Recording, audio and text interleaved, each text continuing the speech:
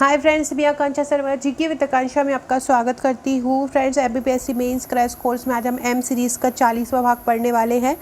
और जो आज का क्वेश्चन है वो अर्थशास्त्र पेपर 2 का जो पार्ट 2 है उसमें अर्थशास्त्र फर्स्ट यूनिट है, उसका एक टॉपिक है सब्सिडी। सब्सिडी क्या होती है और सब्सिडी के प्रतिकूल आर्थिक प्रभाव, मतलब अनुकूल नहीं पूछ रहे हैं, मतलब क्या हानि हो जाती है सरकार को इससे और इसको हम कैसे कम कर सकते हैं। ये क्वेश्चन मेंस में आना बहुत इंपॉर्टेंट है। बहुत बार ये मेंस में पूछा भी जा चुका है इस प्रकार का क्वेश्चन। ये 11 नंबर का प्रश्न है, इसको अच्छे से याद कर लीजिएगा। इसके अलावा जो मैं ये क्वेश्चन आपको करा रही हूँ ये मेरे मेंस के पैकेज से है। जो मेरा मेंस का पैकेज है वो 39 बुकलेट का है, आप उसको परचेज़ कर सकते हैं। हैंड रिटन प्रश्नोत्तर श्रृंखला में है नोट्स पूरे। और इसी तरह से जो और बहुत सारे लोग व्हाट्सएप पे मुझसे रिव्यू मांगते हैं, तो रिव्यू यही है जो मैं ये वीडियो बना रही हूँ। ये उन्हीं नोट्स में से कुछ पेजेस लेके मैं वीडियो बना देती हूँ। और इसके अलावा आपको मेरे 39 जो बुकलेट हैं उनके साथ 25 व्हाट्सएप के पेड ग्रुप मिलेंगे जहाँ पे आपको तैयारी कराई जाती है। अच्छे अच्छे आंसर्स क्वेश्चन दिए जाते हैं जिनके एग्ज़ाम में आने की बहुत ज़्यादा संभावना होती है, तो उन ग्रुप में उन्हीं को जोड़ा जाता है जो नोट्स परचेस करते हैं। इसके अलावा प्री का नोट्स भी ले सकते हैं। प्री की 12 बुकलेट आपको मिलती हैं, यूनिट वाइज पूरे नोट्स हैं। इसके अलावा इसमें आपको प्री में भी एक ग्रुप मिलता है। तो आप भारत में कहीं भी रहते हैं उनको मंगा सकते हैं। मेंस के लिए आप सॉफ्ट कॉपी भी मतलब PDF फॉर्म में भी ले सकते हैं। क्वेश्चन है, पहले हम ये देखते हैं सब्सिडी क्या है, उसके प्रकार क्या होते हैं। सब्सिडी का अगर हम नॉर्मली जनरल भाषा में, व्यवहारिक भाषा में बोलें तो बोल सकते हैं इसको छूट, डिस्काउंट।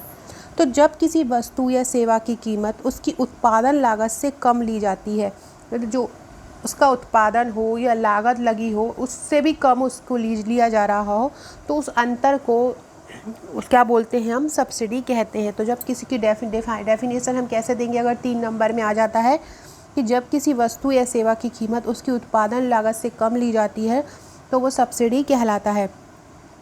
आर्थिक सहयोग और विकास परिषद, जिसको OECD बोलते हैं, के अनुसार सब्सिडी वह उपाय है जो उपभोक्ताओं के लिए कीमत को बाजार दर से ऊपर रखता है। जो उपभोक्ता रहते हैं उनकी कीमत को बाजार दर से ऊपर रखता है। अब हम सब्सिडी के प्रकार, सबसे पहले सब्सिडी के प्रकार वितरण के आधार पर देखते हैं।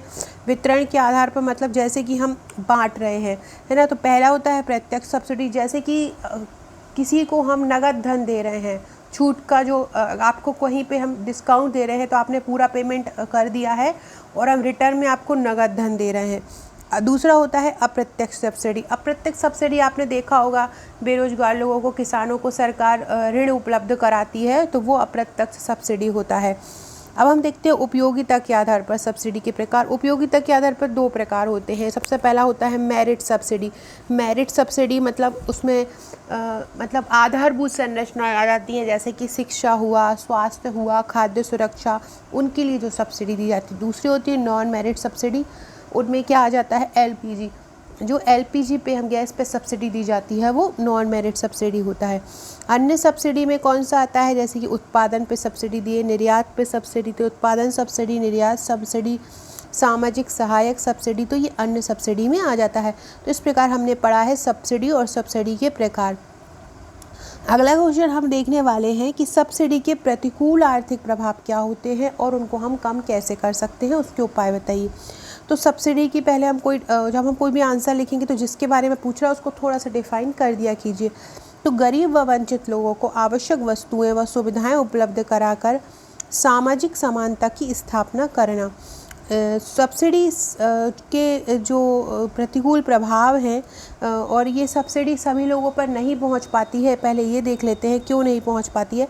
कि जो मॉनिटरिंग हो रही है सब्सिडी देने की, जो लोग इसको मॉनिटर कर रहे हैं, देखरेख कर रहे हैं, उनकी अपर्याप्त व्यवस्था है। शिक्षा और जागरूकता की कमी है। तो जिस व्यक्ति को सब्सिडी लेना है वो समझ ही नहीं पाता कि मैं भी सब्सिडी का हकदार हूँ, तो शिक्षा और जागरूकता की कमी। दूसरा प्रशासनिक भ्रष्टाचार व अनियमितता। प्रशासनिक में इतना भ्रष्टाचार है कि वो सब्सिडी खुद ही में ले लेते हैं, जिसको पहुंचना है वहां तक नहीं पहुंच पाती। आवश्यक संरचनात्मक ढांचे का अभाव, ये सभी आदि कारण है सब्सिडी वास्तविक और ज़रूरतमंद लोगों तक नहीं पहुंच पाती है, जिससे देश की आर्थिक सामाजिक व्यवस्था को कई प्रकार से हानि उठानी पड़ती है। हानियाँ में कौन कौन सा आएगा, जैसे कि सरकार का राजस्व घाटा बढ़ जाता है, ये प्रतिकूल प्रभावी हो जाएंगे। सरकार किसी चीज़ पर सब्सिडी दे रही है सरकार को उतना मिल नहीं रहा है लाभ और सरकार दे रही है, तो सरकार को क्या होगा, सरकार का जो राजस्व में से ही जाएगा, तो सरकार का राजस्व घाटा बढ़ जाता है। राजस्व घाटे से मतलब होता है कि जो उत्पादन हुआ है और जो उन्होंने कमाया है और जो उनकी लागत लगी, अगर हम उनका अंतर देखें तो सरकार को कोई फ़ायदा ना हो बल्कि सरकार का ही जो खजाना है उससे लग जाए, तो उस राजस्व घाटे के अंतर्गत आता है।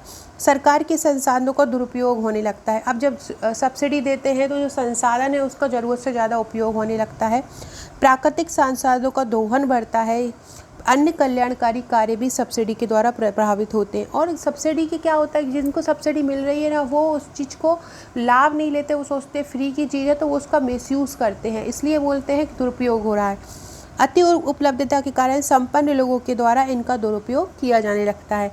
सरकार पर अतिरिक्त बोझ पड़ जाता है, फिर वो एक्स्ट्रा जगहों से सरकार निकालती है।